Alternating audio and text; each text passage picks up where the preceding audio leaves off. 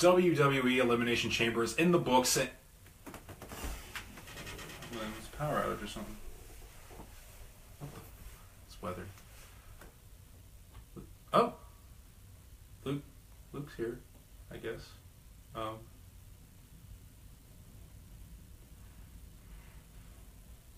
WWE Elimination Chamber is in the books, and so we gotta review it, obviously. Luke, are you okay? Okay. Looks like I gotta do this myself today.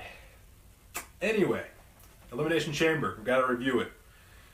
First match of the night, only doing the main show because pre-show sucks. It was Kurt Hawkins and Mojo Rawley, no one cares. Not one bit. Mojo Rawley won, I'm sure.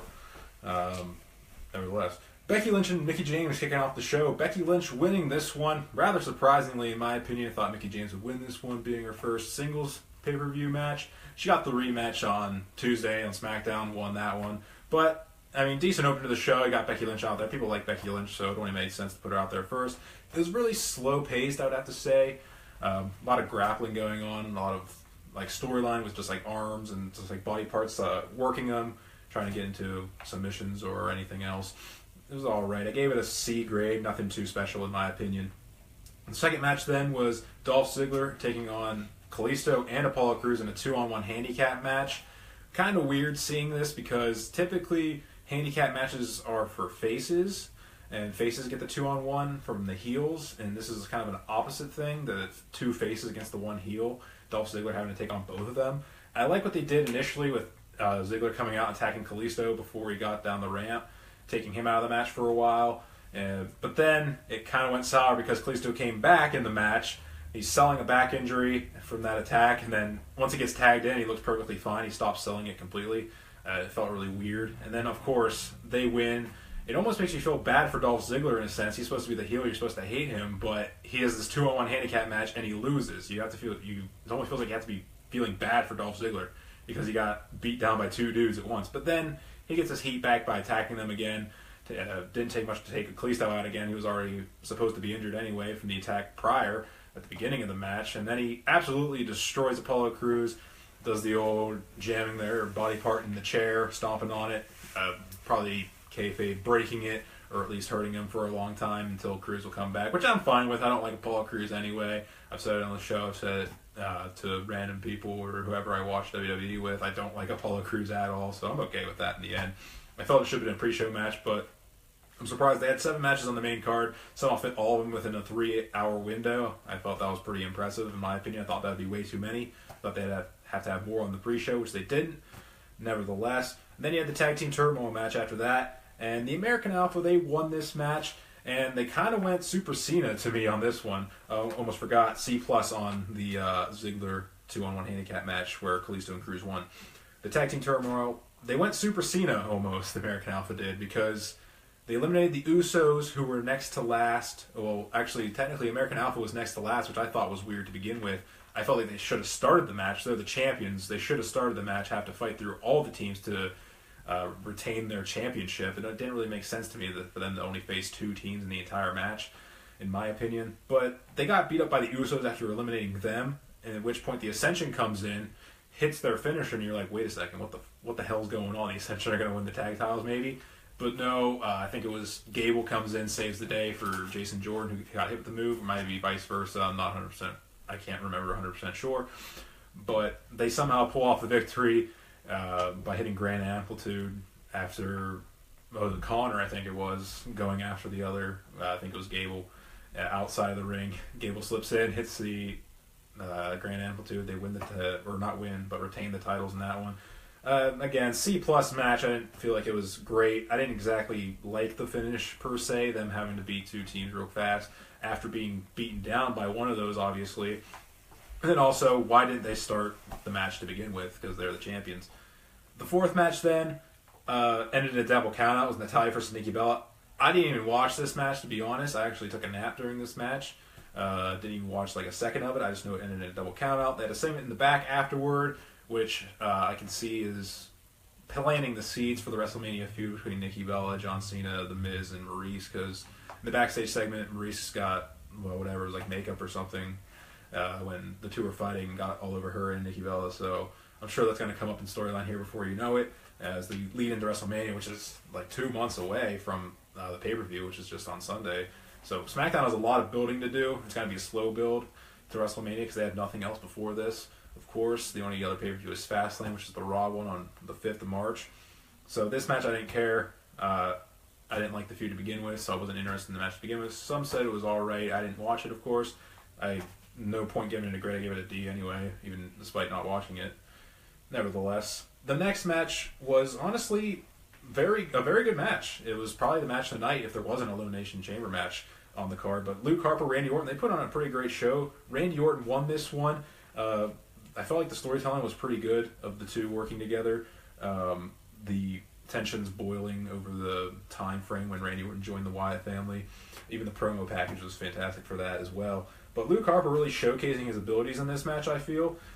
Showing that he can definitely go as a wrestler and also possibly being the main event of WrestleMania, which I think they're doing now. If you watched SmackDown last night on Tuesday, I feel like they are doing that now because Luke Harper, before the Triple Threat main event on SmackDown, was a Triple Threat World Heavyweight Championship match or WWE Championship match between Bray Wyatt, AJ Styles, and John Cena. Luke Harper showed up before Bray Wyatt got in the ring, beat him up on the outside.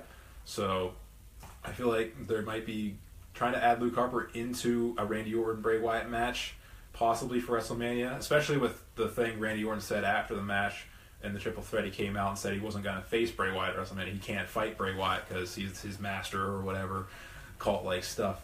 So I feel like they're adding Luke Harper in there. He'll get added, and Randy will still keep up that facade, I think, until WrestleMania possibly, or even before. He'll break away from Bray Wyatt and attack him. If not at WrestleMania itself, he'll do that.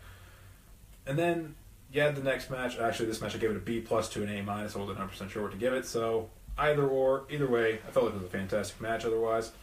Alexa Bliss, Naomi for the WWE SmackDown Women's Championship. Surprisingly, Naomi wins, and she's going to take the title to her hometown, Orlando. I bet you didn't know that. I mean, she's been saying it for however long in all the promos, that Orlando's her hometown and WrestleMania is in Orlando, but I felt like that's pretty good. It was kind of a different style to women's wrestling that we've been seeing lately. Both of these women are more athletic, I feel like, and they showcase a lot of more athletic stuff. That's basically Naomi's whole thing, that she's a more athletic woman in the division, so there's a lot more high-risk spots, more up top rope stuff. Both females have top rope finishers. Naomi has a split leg moonsault, and Alexa Bliss has the Twisted Bliss off the top rope. So I thought it was a little bit different. I am definitely shocked that Naomi won. I didn't think she would win it here. Maybe she would have won at WrestleMania, or not at all, to be honest with you. But I felt it was all right. Apparently she was injured. I don't know if that's kayfabe or not. I have no idea. That's what she was going on about on SmackDown, which I didn't really listen to. I was listening to other stuff other than SmackDown Live last night, to be completely fair. But nevertheless, I gave it a B. It was an alright match. There was a few little bit of weird stuff that happened, some minor botches and stuff like that, which, I mean, that happens in almost any match, especially women's matches, it seems like. But I felt like it was alright. And then you had the Elimination Chamber match itself, which Bray Wyatt wins, which is, I think, why Luke's in this mood right now, with the mask and such. But Bray Wyatt wins. The expected happening, him winning. But it was a good match throughout, developing the storylines. Baron Corbin, Dean Ambrose, which was expected to be a storyline developed for WrestleMania possibly, does happen. As the Miz's pod opens, he was the last one to come into the match. Miz is afraid of Baron Corbin because Corbin's standing strong. Dean Ambrose comes in, rolls up Baron Corbin. He's the first one eliminated. At which point, Corbin absolutely destroys Dean Ambrose, beats the crap out of him in the chamber, hits him with an end of days. Miz comes in, sweeps out, and takes out Ambrose in that exchange. And then they furthered that on SmackDown last night. Ambrose was supposed to have a match with James Ellsworth, at which point he didn't come out because Baron Corbin beat the crap out of him and left him for, the hospital, I guess, afterward, after putting him through a table near the stage. And then, of course, he went through the rest of the match. Bray looked really strong in this match, to be honest, because he eliminated both John Cena, who was the champion, and then AJ Styles to win the championship, who was the champion before John Cena as well. So he's eliminated the last two WWE champions in that match to win his first ever singles title. Of course, he was the tag team champions with, technically, Randy Orton, he won him with, and Luke Harper as the Wyatt family. That was only lasted like a couple of weeks or so. After it was only in December they lost it. They won it I think they won it in December even. They won it at TLC earlier in the month, I do believe, as well. So they went held for like a couple weeks before losing it to American Alpha on the last show before the new year. It was the good old wild card finals, which they still haven't told us what that was. But this match, I gave it an A. I feel like they used the chamber pretty well. New chamber as well. The pods were a little different. It was much higher than past elimination chambers, and I think that was to allow guys to be able to stand on the pods and do more high risk stuff. Because in the past they've done high risk spots, high like top rope moves from the top of the pods, but the roof of the chamber was much shorter, and people weren't able to stand straight up and to actually do their moves. Also, like the plastic or whatever the heck it was, bulletproof glass, as they would probably call it, on the outsides, allowing fans to be able to see in a little bit better from the sides. It was around the pods, but otherwise the chain link around everything. I feel like they used the chamber pretty well. Sometimes in matches like this, the gimmick or the cage or whatever, like I want to sell a steel cage, even this match, sometimes the gimmick itself doesn't get used too much, but I feel like they used it pretty well in this one. Climbing up of it, slamming people into it, also putting them on the outside, which the outside's supposed to be like steel grate, although it looked like just like black padding, really, to be honest with you. In past, it was like steel grates, like kind of like drainage, like little drainage grates. But nevertheless, gave this match an A. Match of the night, hard to argue with it. And as for the show itself, I gave it a B+. I felt like it was pretty good. Some didn't think so. Yeah, the first couple matches, like the Becky Lynch and James, the Ziggler match, and the Natalya match and stuff, it wasn't that great. The back half, though, I felt like it picked up tremendously. It was really good. I'm sure it's going to be better than Fastlane, because I'm looking at the Fastlane card, and I don't like it so far. You got Roman Reigns, Braun Strowman. I'm sure that's not going to be a wrestling clinic by any means. Goldberg taking on Kevin Owens, which should be another squash, I'm sure, for the championship, unless Kevin Owens pulls out some devious stuff, which is the only way I can see that match lasting anywhere longer than the Brock Lesnar Goldberg did at Survivor Series, because it wouldn't make any sense. But nevertheless, that was WWE Elimination Chamber 2017, the first one, and a little bit. They didn't have one last year, actually. So that's what I thought about it. Sorry, Luke couldn't get on it. He kind of got taken over by something. I don't know what's going on with him. But hopefully he'll be okay for the next time we see you when we predict WWE Fastlane, which is on March the 5th. We'll be predicting that the week prior. So, I'll see you then.